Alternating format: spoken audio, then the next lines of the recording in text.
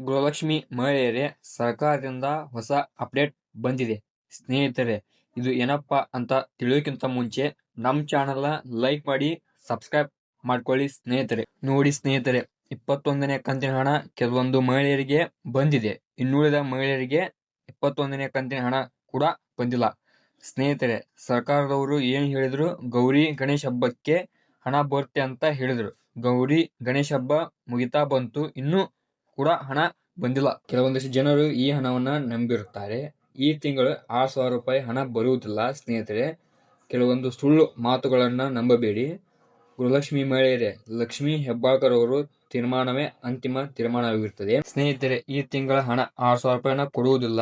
ಈ ತಿಂಗಳ ಹಣ 2,000 ರೂಪಾಯಿನ ಮಾತ್ರ ಕೊಡ್ತೀವಿ ಅಂತ ಹೇಳಿದ್ದಾರೆ. ಒಂದ್ ವೇಳೆ ಹಣವನ್ನ ಕೊಡ್ತೀವಿ ಅಂತ ಹೇಳಿದ್ರೆ ಹಣವನ್ನ ಕೊಟ್ಟೇ ಕೊಡ್ಬೇಕು. ಈ ತಿಂಗಳ 6,000 ರೂಪಾಯಿ ಹಣ ಬರುವುದು ಡೌಟ್. ಆದ್ರೆ 21ನೇ ಕಂತಿನ ಹಣನ ಮಾತ್ರ ಕೊಡುವುದು ಸ್ನೇಹಿತರೆ.